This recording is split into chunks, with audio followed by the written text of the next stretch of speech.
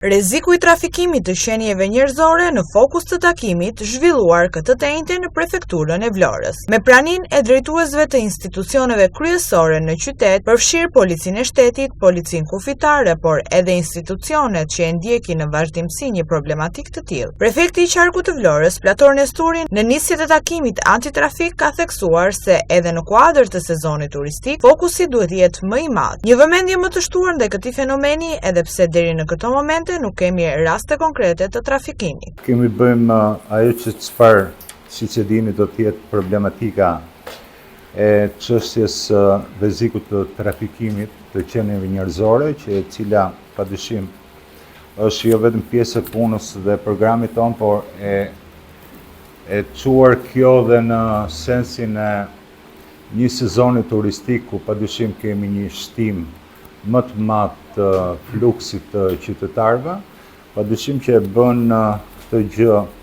një element të shtuar për ta pasur në vëmendje, dhe nga ana tjetër është një element i cili ka të bëjë jo vetëm me çështjen e sigurisë, jo vetëm me çështjen e aspektit njerëzor për çështjet e trafikimit, duke filluar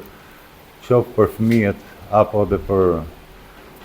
qenjet e tjera për stresat ndryshme të shoqërisë.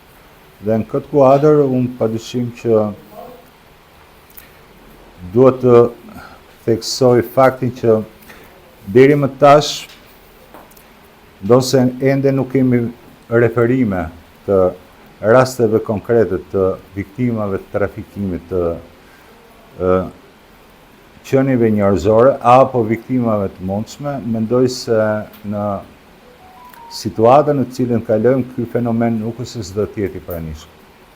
Kështu që në këtë kuadër unë do të dëshiroja spari, pasi dhe ju të bënit një raportim,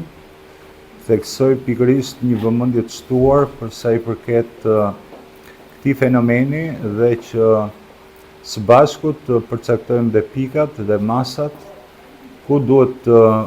koordinojmë së bashku pra të gjitha institucionet lidhur me këtë fenomen i cili mund të